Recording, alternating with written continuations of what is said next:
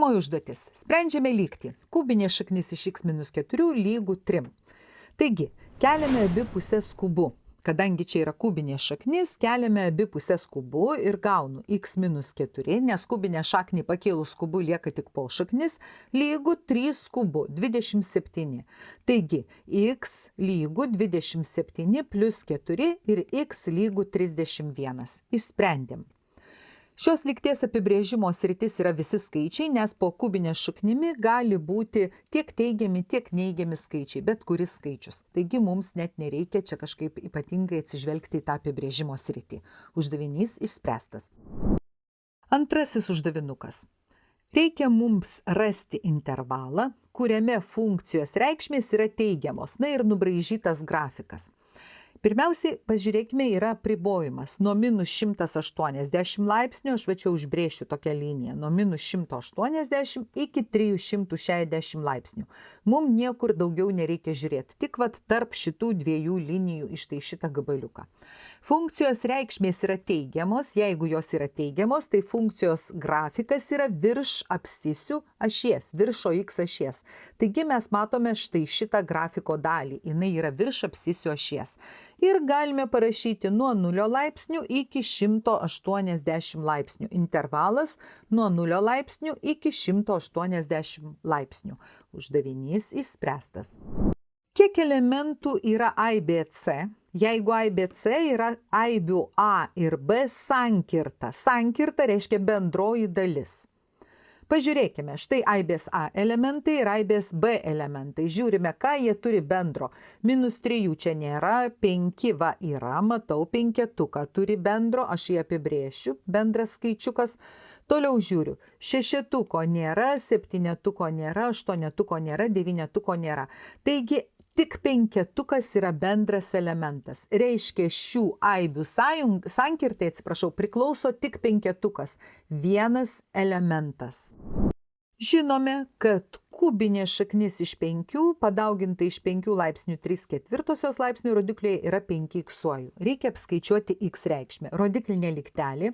Pirmiausiai kubinę šaknį iš 5 užrašome kaip laipsnį. Tai bus 5 pakelta 1/3. Tada dauginam iš 5 laipsnių rodiklyje 3/4 lygų 5x. Dauginant laipsnį iš laipsnio, laipsnių rodiklius sudedam. Taigi mums reikės prie 1/3 pridėti 3/4 ir gausiu 5x. Sudėjus aš gaunu, ką čia aš gaunu?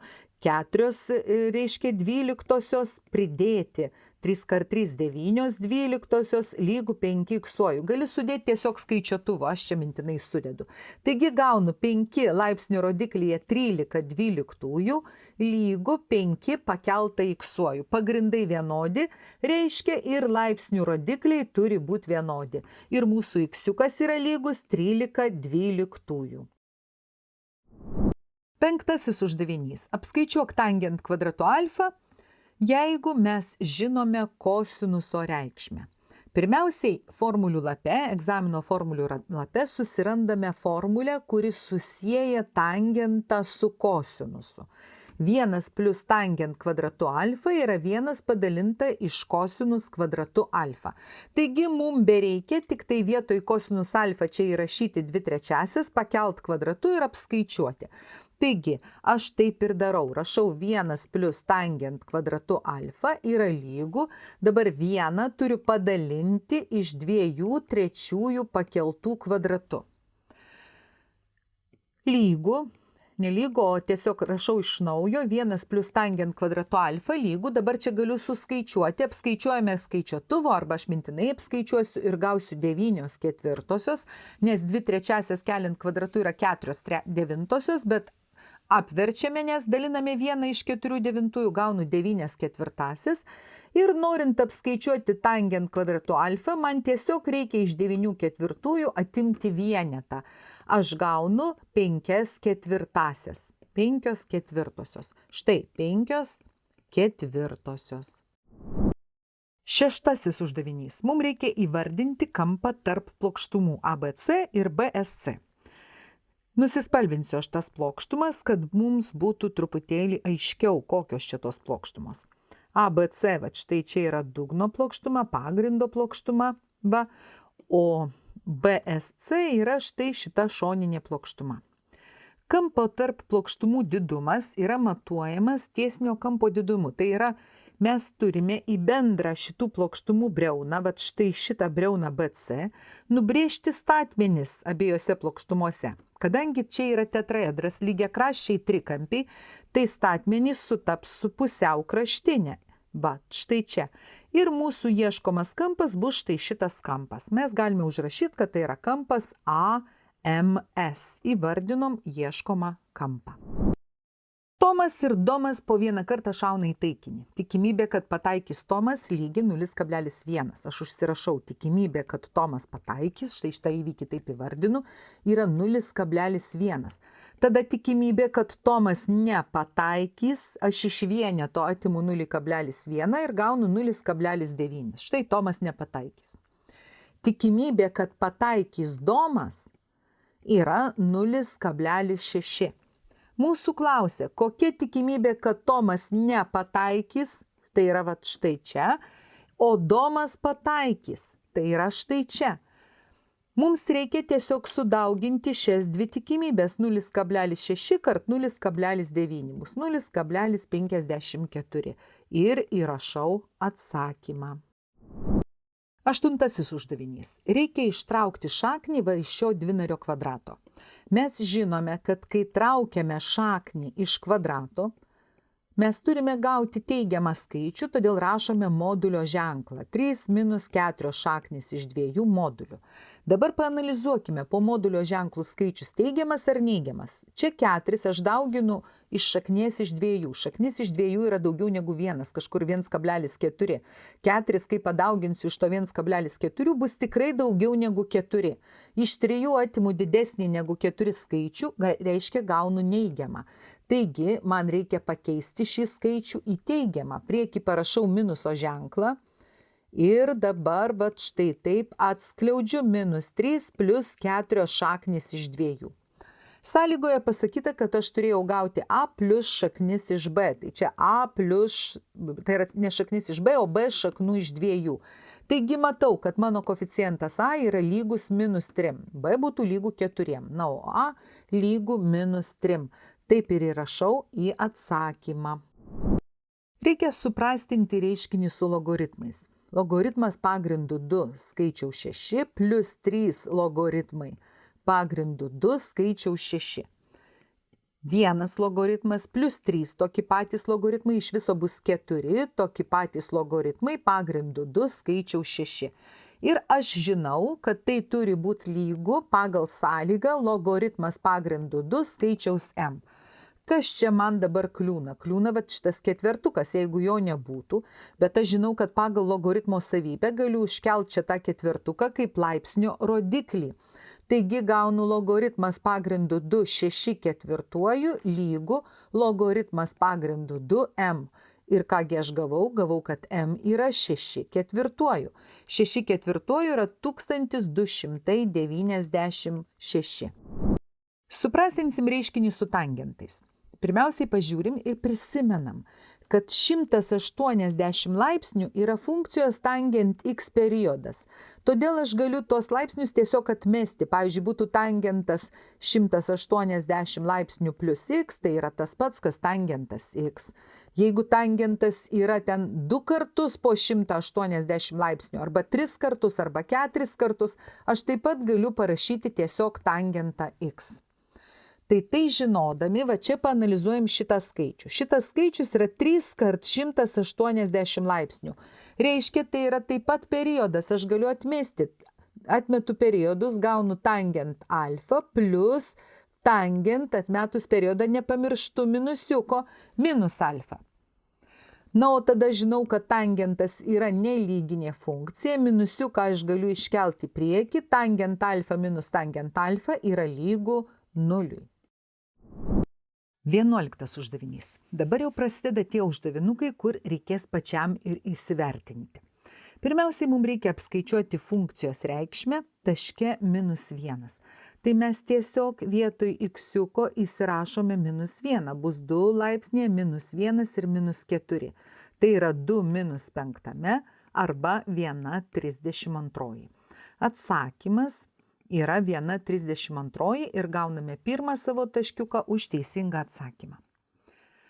Antrasis uždavinukas. Reikia įspręsti lygtį f nuo x lygu f nuo minus 1. Tai f nuo x mano yra reiškinys 2 laipsnyje rodiklyje x minus 4 lygu, o f nuo minus 1 mes jau apskaičiavome 1,32 arba aš galiu parašyti 2 minus 5. Tai bus truputėlį greičiau įspręsti. Dabar mūsų pagrindai vienodi, taigi aš galiu sulyginti laipsnių rodiklius. X minus 4 lygu minus 5 arba x lygu 4 keliu į kitą pusę minus 4 bus minus 5 plus 4 minus 1. Štai už teisingą atsakymą aš gaunu dar vieną tašką. Dabar reikia rasti nelygybės didžiausią sveikąjį sprendinį. Taigi susidarau nelygybę 2 laipsnyje x minus 4 mažiau už 1,32.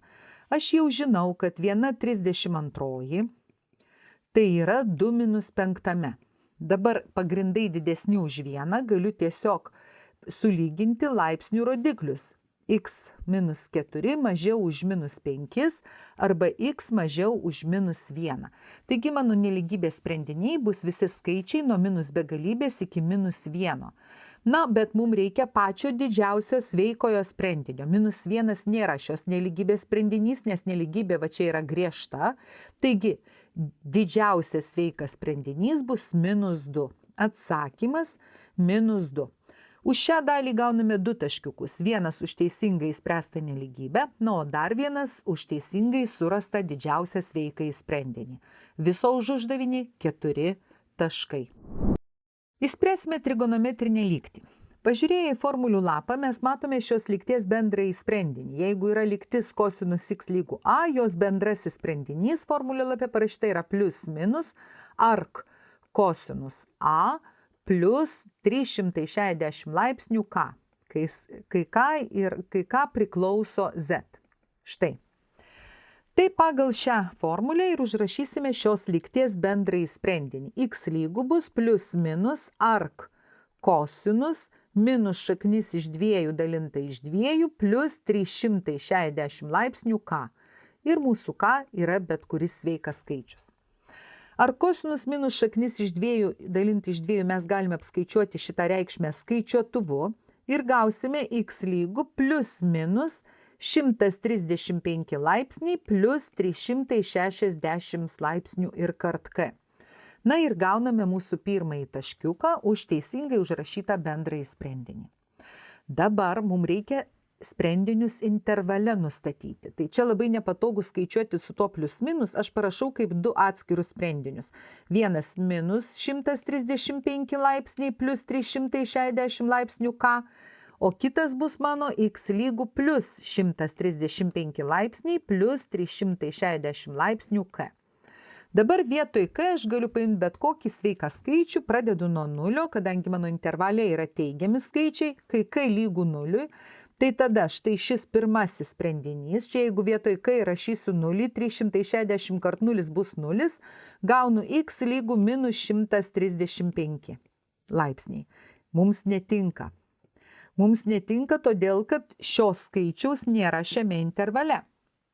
Dabar imu antrąjį va šitą mūsų sprendinį ir čia vietoj k rašau 0. Tai bus 360 laipsnių kart 0, čia gausiu 0 ir gaunu x lygu 135 laipsniai. Šitas sprendinys mums jau tinka, jis papuola į mūsų intervalą.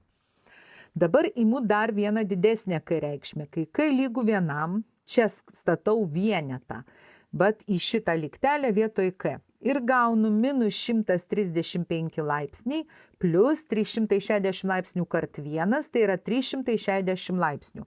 Atlieku veiksmą ir gaunu, kad čia yra 225 laipsniai. Tinka mums šitas sprendinys, aš jį pasibraukiu, jis man bus reikalingas atsakymui. Dabar statausi tą patį vienetuką į antrąją lygtį, štai čia, ir matau x lygu 135 laipsniai pridėti 360 laipsnių. Jau mums netinka, nes tai akivaizdžiai bus skaičius didesnis negu 360 laipsnių, neverta net sudėti. Na, o kai ką imsim 2, jeigu imtumėm dar 2, tai čia būtų 720, atimti 135, akivaizdžiai būtų skaičius didesnis negu 360 laipsnių ir į mūsų intervalą netilptų. Taigi, atsakymas šios lygties mes turime 2 sprendinius mūsų intervale, kuriame mūsų prašo, tai yra 135 laipsniai ir 225 laipsniai. Ritinys. Ritinio formos vamzdžio ilgis štai čia yra 14, o pagrindo skersmens ilgis 0,6, vat visas skersmuo 0,6. Pirmiausiai surandame pagrindo spindulį. Spindulys tai yra pusė skersmens 0,6 dalinu iš 2, 0,3. Dabar pirmoje eilutėje mums reikia apskaičiuoti vamzdžio tūrį. Ritinio tūris skaičiuojamas pagal formulę πr²h. Lygų rašau pi, spindulį aš jau žinau, 0,3 kvadratu, na, o h yra mūsų štai šitas dydis. Jeigu aš ritinį dabar taip pastatyčiau kitaip, tai jo aukštinė kaip tik ir būtų tas a reikšmė. Tai yra kart 14 vietoj h įrašau. Lygų sudauginu skaičiuotuvu 1,26 pi kubinių metrų. Štai toks yra mano vamzdžio tūris. Antroji eilutė. Kiek kvadratinių metrų skardos reikėjo vamzdžiui pagaminti? Vamzdis tai aišku, čia yra tuščia viduris, čia tuose galuose nieko nėra, tai mums reikia rasti šoninio paviršiaus plotą. Šoninio paviršiaus plotas. Šoninio paviršiaus ploto formulė vamzdžio, ritinio šoninio paviršiaus ploto formulė yra 2πrh.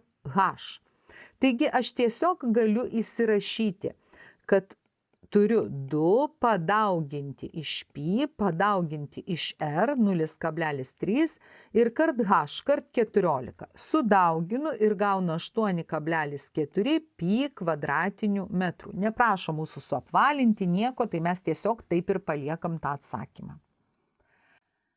Trečioji uždavinio dalis.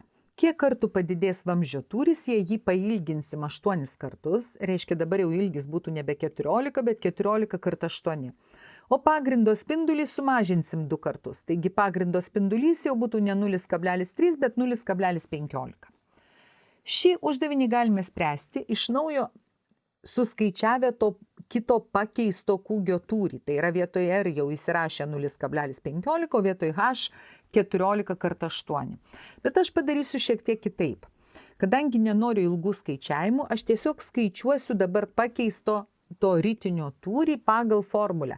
Štai mūsų šio ritinio tūris yra πr²h, o čia bus pi, spindulį mažinam 2 kartus, taigi r pusiau kvadratu, o aukštinę didinam 8 kartus, tai 8h lygų, truputėlį suskaičiuoju, r² dalinta iš 4 kart 8h.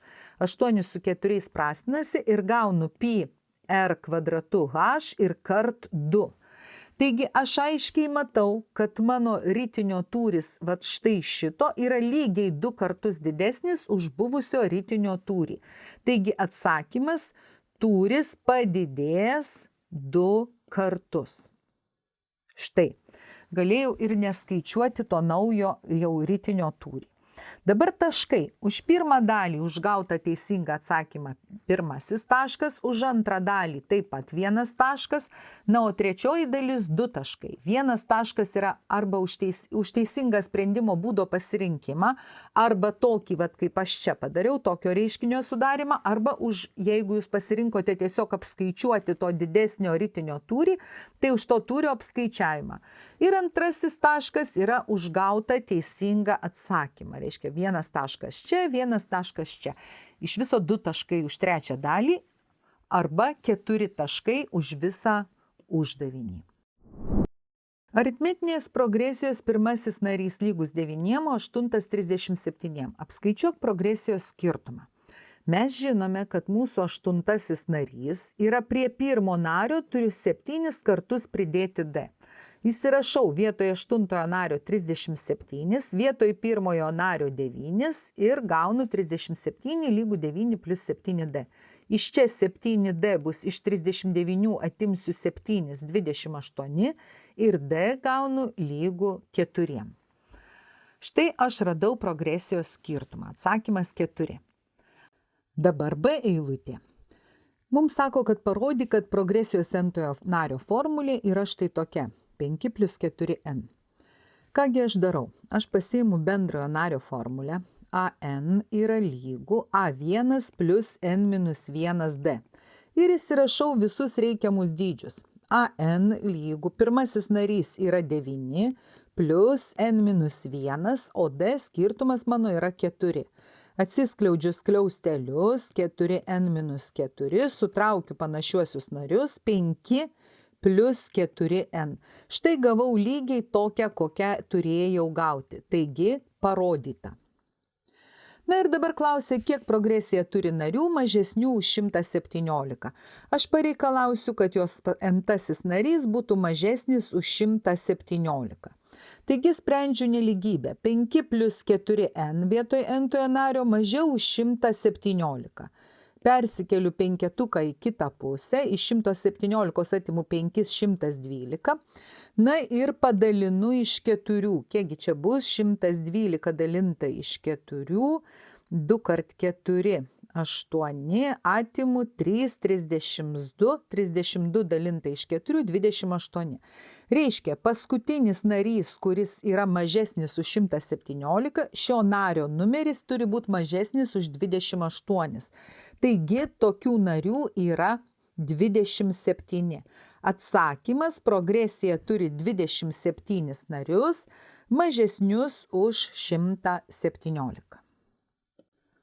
Kaipgi vertinsim šį uždavinį? Iš viso uždavinys vertas 4 taškų. Pirmasis taškas už A eilutės teisingo atsakymo gavimą, antrasis taškas už B eilutės teisingo atsakymo gavimą, trečiasis taškas C eilutėje už teisingo sprendimo būdos pasirinkimą, tai yra šios nelygybės sudarimą, ir ketvirtasis taškas už gautą teisingą atsakymą. Viso 4 taškai.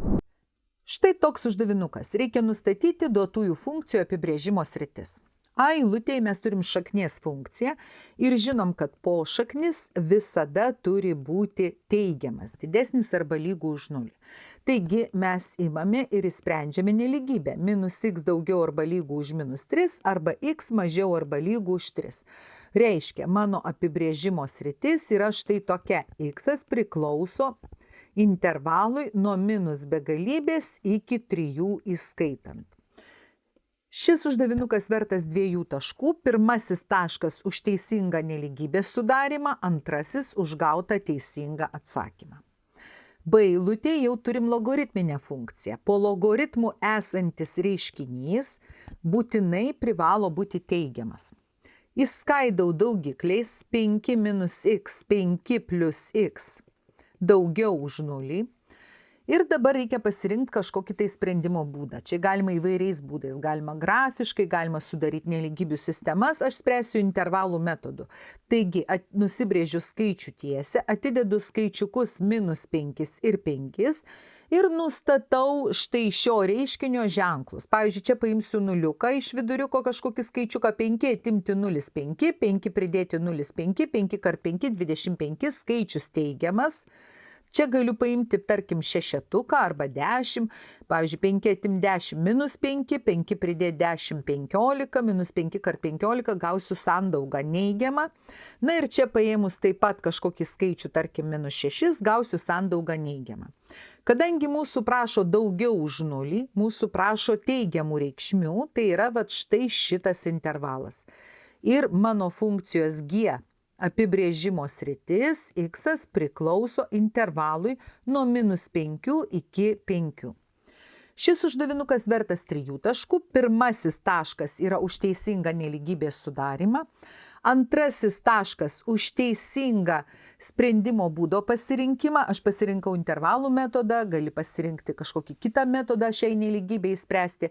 Ir trečiasis taškas už gautą teisingą atsakymą. Viso 3 taškai. 16 uždavinys. Pirmiausiai rasime funkcijos išvestinę. Taigi iš karto ir skaičiuoju. 0,25 perrašau, 0,25, dabar x ketvirtuoju išvestinė yra 4x kubu. minus ketvertuką perrašau, o x-iuko išvestinė yra vienetas. Taigi 4 dauginu iš 0,25 gaunu vienetą, taigi aš gausiu x kubų minus 4. Štai tokia yra mano išvestinė ir už tai gaunu savo pirmąjį tašką. Dabar B eilutėj, per kurį šios funkcijos grafiko tašką nubrėžtos liestinės krypties koeficientas lygu 4. Prisimenu formulę, kad liestinės krypties koeficientas yra lygus funkcijos išvestiniai lietimosi taške. Taigi, jeigu aš paimsiu savo išvestinę ir prilyginsiu tam krypties koeficientui, aš turėčiau gauti lietimosi taško abscisę. Taigi sprendžiu lygtį x kubų lygu 8 ir x lygu 2.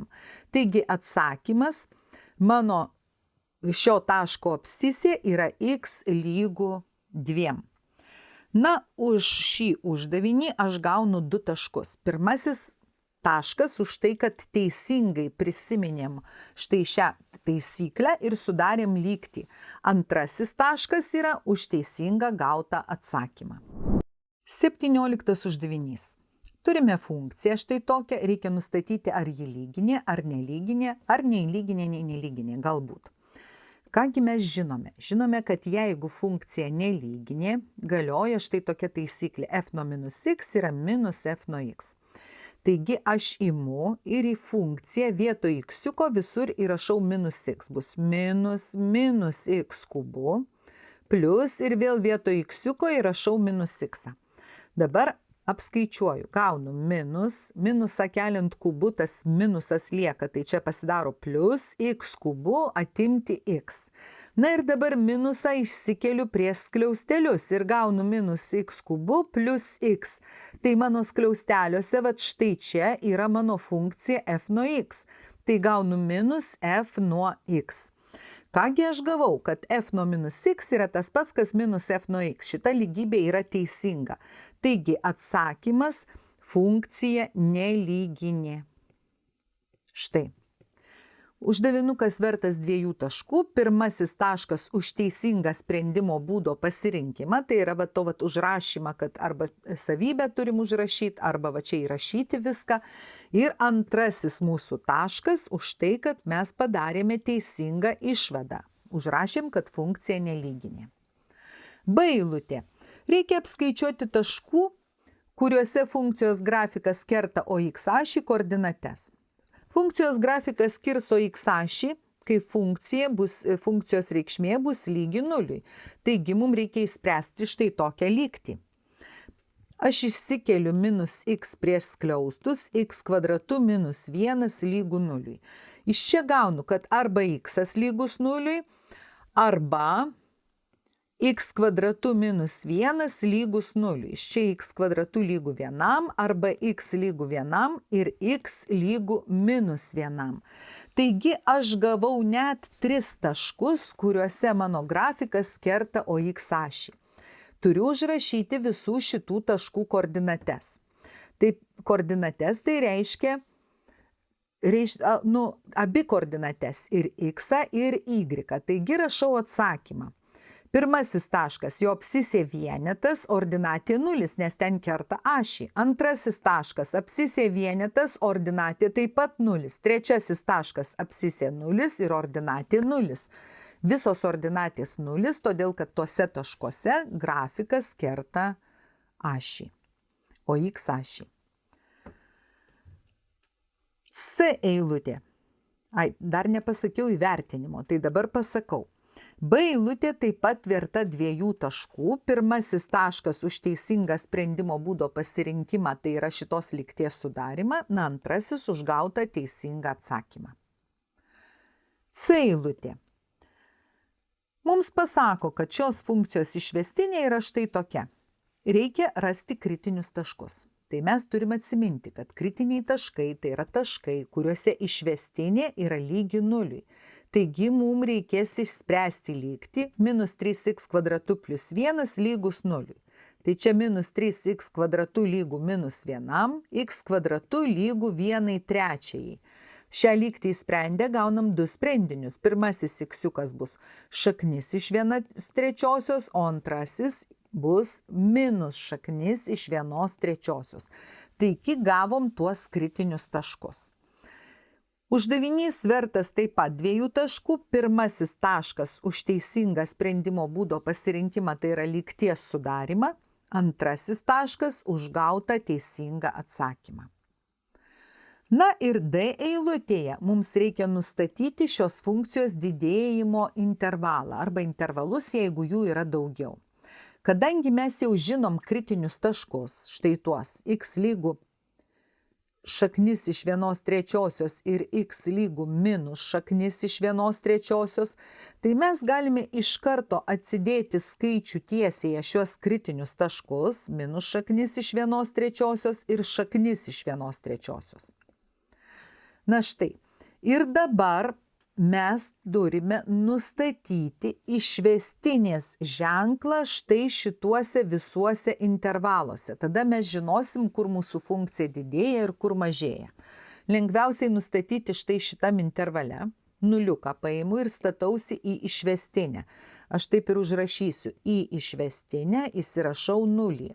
Gaunu minus 3 kart 0 kvadratu plus 1, tai yra 1 daugiau už 0. Pliusą rašau. Dabar galiu išvestinės ženklus nustatyti čia kažkokiuose kituose taškuose, didesniuose už šaknį iš 1/3. Na, galiu paimti, tarkim, 2. 2 tikrai bus daugiau už šaknį iš 1/3. Rašau f išvestinė taške 2 bus minus 3 kart 2 kvadratu plus 1, kas čia minus 12 plus 1, minus 11 neigiamą reikšmę gavau. Ir lygiai taip pat aš galiu nustatyti ženklą taške minus 2. Tai bus minus 3 kart minus 2 kvadratu plus 1. Aš taip pat gaunu minus 11. Štai. Ir matau, kad tai yra taip pat neigiamas skaičius, minusas. Išvestinės ženklus nustačiau, dabar pati funkcija kągi čia daro. Ten, kur išvestinė neigiama, funkcija mažėja, kur išvestinė teigiama didėja, kur išvestinė neigiama vėl mažėja. Taigi, didėjimo intervalas yra intervalas nuo minus šaknies iš 1/3 iki šaknies iš 1/3. Įvertinkime šią dalį.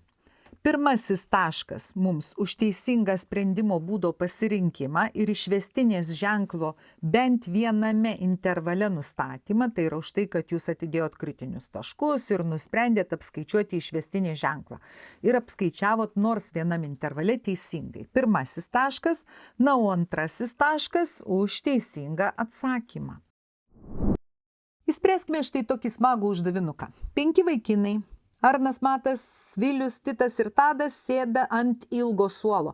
Štai ilgas suolas ir 5 vaikinai susėda. Yra 5 vietos jiem atsisėsti. Na ir jie 5. Kokia tikimybė, kad Arnas sėdi pirmas iš dešinės? Pirmiausiai įvardinkim įvykį A. Tebūnie įvykis A, Arnas sėdi pirmas iš dešinės. Kiekvieno įvykio tikimybė, tame tarpe ir įvykio A tikimybė, aišku, bus lygi trupmenai, kurios skaitiklyje yra palankios mūsų įvykiui baigtis, o vardiklyje visos šio įvykio baigtis. Tai dabar kiek iš viso yra galimybių tiem 5 vaikinams susėsti ant suolo? Tai žiūrim, yra 5 vietos, į pirmą vietą yra 5 pretendentai. Kai kažkuris atsisės, dabar nesvarbu, kur Arnas sėdi, kažkuris atsisės, antrai vietai jau liks tik 4, trečiai 3 variantai pretendentai, ketvirtai 2 ir paskutiniai 1. Taigi mūsų n lygų 5 kart 4 kart 3 kart 2 kart 1. Tai yra 120 galimybių. Dabar skaičiuokim, kiek bus galimybių, kad Arnas sėdi pirmas iš dešinės. Reiškia, Arnas va čia atsisėdo, jau jo nebėra čia, jau jisai sėdi. Tai liko man 4 vaikinai. Ir dabar pirmasis, Matas, kai ateis sėstis, jam yra 4 galimybės. Kai jau Matas atsisės, tada jau Viliui liks tik 3 galimybės. Titui tik 2, o Tadas jau kur liks vieta, ten turės ir sėsti. 4 kart 6, 24. Taigi mūsų įvykio A tikimybė bus 24 120 arba 1/5. Šitas uždavinukas vertas 2 taškų. Pirmasis taškas už visų baigčių skaičiaus apskaičiavimą, antrasis už palankių baigčių skaičiaus ir tikimybės apskaičiavimą. Va čia dar vienas taškas. Dabar B eilutė. Kokia tikimybė, kad Tadas ir Matas sėdi greta? Šitą įvykį aš taip įvardinu įvykis B. Tadas ir Matas sėdi greta. Tai mano įvykio B tikimybė bus lygi, vėlgi M dalinta iš N, bet N mes jau esame apskaičiavę, mums skaičiuoti nereikia, 120, dabar galvokim, kiek yra galimybių Tadui ir Matui susėsti greta. Reiškia, Tadas ir Matas sėdi greta, mes galime galvoti apie juos kaip apie vieną vaikiną. Ir tada dar mums lieka Arnas, Vilius ir Titas. Ir kas dar? Arnas, Matas ir Tadas greta, Vilius ir Titas. Štai, reiškia, mes jau galim galvoti, kad čia yra nebe 5 vaikinai, o 4 vaikinai. Ir tiem jau 4 vaikinams susėsti galimybių būtų į pirmą vietą 4 galimybės, vat kartu atsisėda jie kažkur, tai tada 3, tada 2, tada 1. Bet dar turiu padauginti iš 2, todėl kad Tadas su Matu gali apsikeisti vietom. Gali pirma Tadas, paskui Matas arba atvirkščiai. Taigi dar dauginu iš 2. Ir kągi aš čia dabar gausiu? Gausiu 4 kart 6, tai yra 24 ir dar kart 2, tai bus 48. Taigi 48 120 arba 2/5. Šitas uždavinukas vertas 1 taško, nes čia mes suskaičiavome tai štai tik palankių baigčių skaičių, na, o čia jau turėjome tą 120. Taigi 1 taškiukas. Dabar C eilutė. Kokia tikimybė, kad tarnas sėdi ne prie krašto? Nepamirškim, mes jau apskaičiavę įvykio A tikimybę, kad Arnas sėdi prie krašto, bet čia mes apskaičiavom tikimybę, kad Arnas sėdi pirmas iš dešinės. Lygiai tokia pati tikimybė būtų, kad Arnas sėdėtų pirmas iš kairės. Tai dabar pirmiausia įvardinkim mūsų įvykį šitą. Šitas įvykis tebūnie C, Arnas sėdi ne prie krašto. Tai norint apskaičiuoti įvykio C tikimybę, mes pasinaudosim priešingo įvykio tikimybės formulę. Mes iš vieneto atimsim tikimybę, kad mūsų Arnas sėdi pirmas iš dešinės. Tai va čia jau mes esam apskaičiavę. Ir dar atimsim tikimybę, kad Arnas sėdi pirmas iš kairės, kuri bus lygiai tokia pati kaip tikimybė, kai Arnas sėdi pirmas iš dešinės. Tai mes tada ką darom? Iš vieneto atimam 1/5 ir dar atimam 1/5 ir gaunam 3/5. Šis uždavinukas vertas taip pat 2 taškų. Pirmasis taškas už teisingą sprendimo būdo pasirinkimą, antrasis taškas, irgi 1 taškas, bet antrasis už teisingą gautą atsakymą. Aišku, galbūt čia galima kažkaip buvo ir kitaip skaičiuoti, bet jau kitaip skaičiuoti būtų gana sudėtinga. Tada reikėtų Arnui kažkaip skaičiuoti, kada jis sėdi šitoj vietoj visi kiti bet kaip, tada šitoj vietoj visi kiti bet kaip, tada šitoj ir tas tikimybės sudėti. Tai irgi būtų galima ir taip pat gautum tašką už teisingą sprendimo būdo pasirinkimą ir tada už teisingą atsakymą. Dabar D eilutė. Kai kurie iš šių vaikinų vilki švarkus. Tikimybė, kad atsitiktinai parinkus 2 vaikinus abu jie vilkė švarkus, lygiai 3/5. Keli vaikinai vilki švarkus. Na, mes nežinome, keli vaikinai vilki švarkus. Tarkime, kad švarkus vilki X vaikinų. Tada 5 minus X vaikinai nevilkės švarko. Reiškia, X yra su švarkais iš 5, o 5 minus X be švarkų. Dabar imame 2 vaikinus abu su švarkais. Pirmiausiai, iš 5 vaikinų X vilki švarką, tai imam pirmą vaikiną ir tikimybė, kad mūsų pirmas vaikinas bus su švarku, yra X dalinti iš 5. Todėl, kad tokių vaikinų yra X, o iš viso vaikinų yra 5. X dalinta iš 5. Dabar, kai vieną vaikiną jau paėmėm, imam antrą vaikiną. Su švarkais jau vaikinų lieko vienu mažiau, nes jau mes vieną paėmėm. Reiškia, su švarkais vaikinų dabar yra x minus 1. Bet ir apskritai vaikinų liko mažiau, jau liko tik 4 vaikinai. Tai štai tokia tikimybė yra 3/5. Reikia įspręsti gautąją kvadratinę lygtį. Aš padauginu ir skaitiklį, ir vardiklį iš 20. Gaunu x padauginta iš x minus 1 lygų 12, tada x kvadratu minus x minus 12 lygų 0. Dabar jau nebespręsiu diskriminanto, vietos čia pas mane nedaug, tiesiog parašau atsakymą. Pirmasis sprendinys yra minus 3, antrasis sprendinys yra 4. Aišku, minus 3 mums netinka. Taigi mes gavome, kad 4 vaikinai vilki švarkus ir atsakymas bus 4 vaikinai. Vertiname. Šis uždavinukas vertinamas taip. Iš viso yra pirmasis taškas už teisingą sprendimo būdo pasirinkimą. Tai yra už pasižymėjimą x-iuku, reiškia tų vaikinų su švarkais kiekį ir be švarkų 5 minus x. Antrasis taškiukas jau yra už lygties sudarymą, kad mes sugalvojom, kaip sudaryti lygtį. Na, o trečiasis taškiukas yra už gautą teisingą atsakymą. 19 uždavinys. Norime pagaminti taisyklingos keturkampės prizmės formos dėžutę, kurios tūris būtų lygus 125. Taisyklinga keturkampė prizmė, jos pagrindas kvadratas. Kvadrato kraštinės ilgis yra x, na, o tūris lygus 125. Mums reikia apskaičiuoti galimą mažiausią šios dėžutės paviršiaus plotą. Tai mums vis tiek reikės rasti dėžutės aukštį. Čia ne kubas, čia prizmė. Pagrindas yra kvadratas, bet aukštis gali būti ir kitoks. Aš jį pasižymiu dabar y. Prizmės tūris, arba čia taisyklinga keturkampė prizmė, tai yra stačiakampis gretasienis, tūris būtų x kart x, tai x kvadratu kart y. Ir aš žinau, kad šitas tūris yra lygus 125. Tai iš čia aš galiu įsireikšti, kam lygus y. Y bus 125 padalinta iš x kvadratu. Dabar man reikia sudaryti funkciją,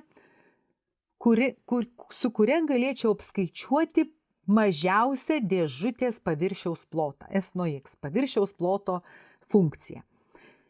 Paviršiaus plotas dėžutės susideda iš dviejų pagrindų plotų, tai yra 2x kvadratu, pagrindas kvadratas, plotas x kvadratu, tokie plotai yra 2x kvadratu, plus 4 yra šoninės sienos. Kiekvienos šoninės sienos plotas yra x kart y, 4xy.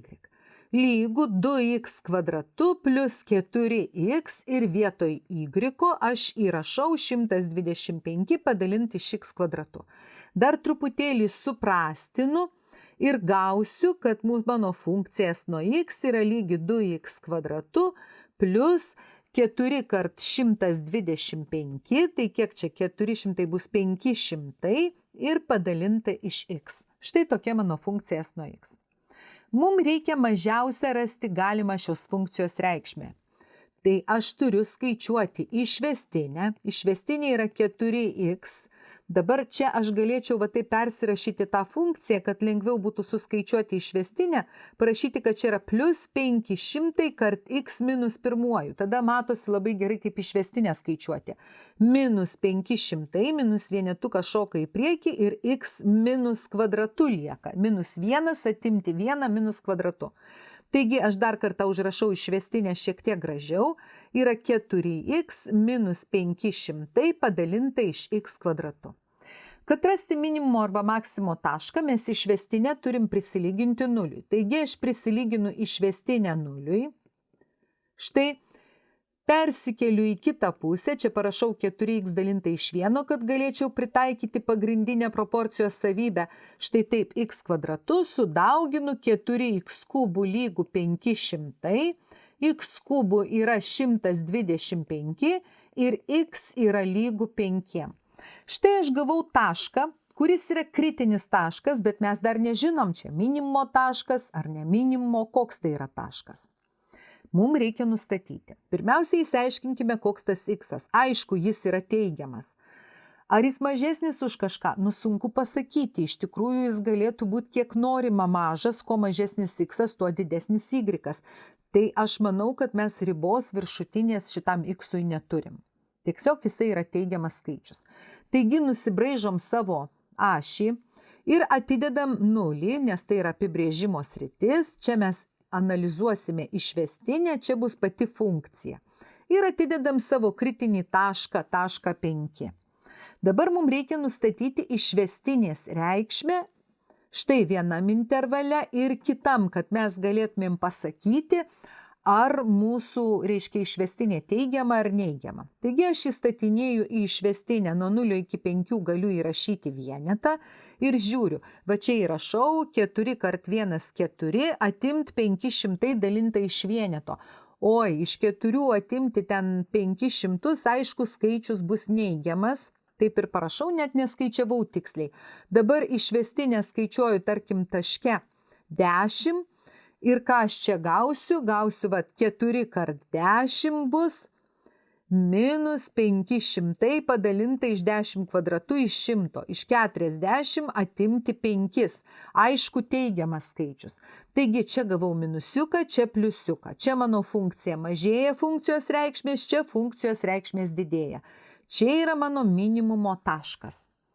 Reiškia, x minimumo yra lygus 5. Na, patikrinam, klausia mūsų, koks gali būti mažiausias šios dėžutės paviršiaus plotas. Tai aišku, mažiausia funkcijos reikšmė bus taške 5. Tiesiog įsirašom į funkcijos išraišką ir apskaičiuojam. Žiūrim, kurgi dabar ta čia mūsų funkcijos išraiška. Bet čia buvo, čia sutvarkyta labiausiai turbūt yra šita. Bet štai šita mano funkcija, tai aš dabar čia tiesiog įrašau, gaunu 2 kart 5 kvadratu, tai yra plus 500 padalinta iš 5. Lygu 5 kvadratu 25, kart 2 50 ir dar plus 500 padalinta iš 5 100. Aš gaunu 150. Štai toks yra mano mažiausias galimas dėžutės paviršiaus plotas. Atsakymas 150. Kaip vertinsime šitą uždavinį? Pirmiausiai, pirmasis mūsų taškas bus už teisingą sprendimo būdo pasirinkimą ir štai šitą aukščio išraišką.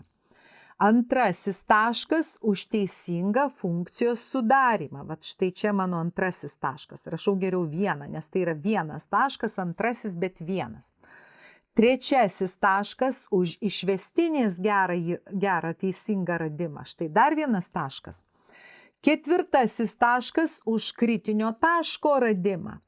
Penktasis taškas už minimumo taško radimą. Ir šeštasis taškas už mūsų paviršiaus ploto apskaičiavimą. Iš viso 6 taškai. 20 uždavinys. Nubrėžtas kubas, jo kraštinė lygi 6. Na, kubo visos kraštinės lygios, reiškia, čia yra visur 6. Čia 6 yra aukštis 6. Pasakyta, kad taškai GHFE, štai šie 4 taškai yra briaunų vidurio taškai. Ir per taškus A1, AC1C ir per taškus EGHF nubrėžti kubo pjūviai. Nu, va tokios plokštumos, kurios kerta kubą. Mums reikia apskaičiuoti štai šito va pjūvio plotą. Pjūvio plotas, pjūvis yra stačiakampis, tai pjūvio plotas būtų lygus AC padauginta iš A1. Tai pirmiausiai turime apskaičiuoti atkarpos AC ilgį. Pagal Pitagoro teoremą čia yra kvadrato įstrižainė, tai AC kvadratu bus AB kvadratu plus BC kvadratu. Taigi AC kvadratu yra lygu 6 kvadratu plus 6 kvadratu yra 72, traukiu šaknį ir gaunu 6 šaknys iš 2. 6 šaknys iš 2. Štai AC radau. Dabar dar reikia rasti pjūvio plotą. Pjūvio plotas yra lygus S lygų mano AC 6 šaknis iš 2 dauginta iš AA1, o AA1 yra kubo briauna yra lygi 6. Taigi, tas pjūvio plotas yra 36 šaknis iš 2. Atsakymas 36 šaknis iš 2. Už šį uždavinį bus įvertinta už šią dalį 2 taškais. Pirmasis taškas bus už AC kraštinės radimą ir antrasis taškas, dar vienas taškas už gautą pjūvio plotą, tai yra gautą teisingą atsakymą. Žiūrime, kasgi toliau. Papildėme brėžinį, nubrėžėme pagrindo įstrižainę BD ir ji kerta atkarpą AC taškuose K ir L. Reikia įrodyti, kad tiesė EF, štai šita tiesė, lygiagreti štai šiai plokštumai. Na, pirmiausiai pažiūrėkime. Štai yra trikampis ABC ir tiesė EF yra šio trikampio vidurio linija, todėl kad pasakyta mums, kad taškai E ir F yra briaunų vidurio taškai. Tai taip ir parašom. EF yra trikampio ABC vidurio linija. Linija, nes E ir F vidurio taškai pagal sąlygą. Vidurio taškai. Tada visada vidurio linija yra lygiagreti pagrindui, taigi atkarpa EF lygiagreti pagrindui AC, šio trikampio pagrindui. Na, o AC tiesė mūsų priklauso plokštumai AA1C1C. Tai tada pagal tiesės ir plokštumos lygiagretumo požymį, jei mūsų tiesė EF yra lygiagreti tiesiai AC, tai tiesė EF bus lygiagreti ir plokštumai AA1C1C pagal tiesės ir plokštumos lygiagretumo požymį. Tiesės ir plokštumos lygiagretumo požymį užrašau. Retumo požymį. Štai, įrodyta. Tokį trikampėlį uždėsiu, galima būtų parašyti žodį įrodyta. Mes, ką svarbiausia čia buvo parodyti? Buvo svarbiausiai parodyti, kad vidurio linija lygiagreti štai tiesiai ir antras dalykas, kad tiesiai priklauso tai plokštumai. Ir pagal požymį, jei tiesiai yra lygiagreti nors vienai plokštumos tiesiai, tai ji lygiagreti ir visai plokštumai. Už ką taškeliai? Čia yra 2 taškeliai. Vienas už pagrindimą, kad EF lygiagretu AC, tai yra pasakymą, kad tai yra vidurio linija, o antras už teisingą tiesės ir plokštumos lygiagretumo požymio pritaikymą. 2 taškiukai. Na ir dar 2 dalys. Pasakyta, kad plokštumos, štai šios 2 plokštumos melsva ir šita fioletinė, yra lygiagrečios. Na, o tiesė BD yra statmena plokštumai melsvai AA1C1C. Klausia, kurios atkarpos ilgis bus lygus atstumui tarp tiesės AC ir plokštumos EFGH. Atsakymą pagrįskite. Atstumas visada yra statmuo. Visada yra statmuo.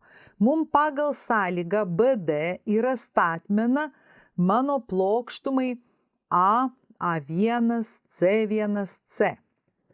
Bet tada BD bus statmena ir plokštumai, čia suskliaudžiam plokštumėlę,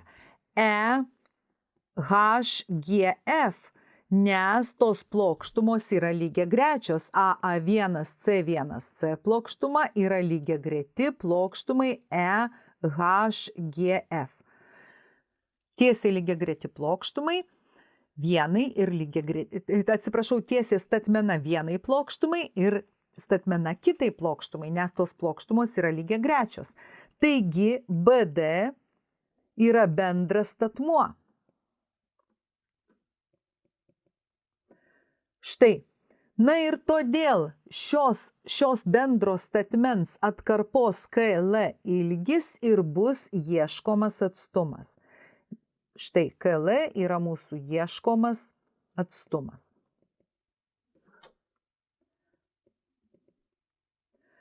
Ką čia svarbiausiai buvo pasakyti? Čia svarbiausiai buvo pasakyti, kad mūsų būtent atkarpa KL kaip tiesės BD dalis yra statmena abiem plokštumom. Na ir galiausiai mums reikia apskaičiuoti atstumą tarp šitų plokštumų. Reiškia, mums reikia apskaičiuoti atkarpos KL ilgį. Tai pirmiausiai, atkarpos KB ilgis bus lygus pusiai įstrižainės BD.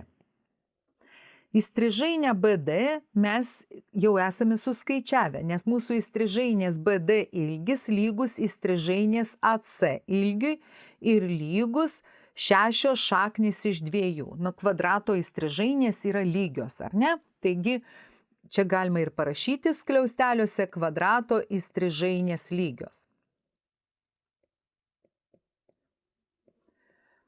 Štai.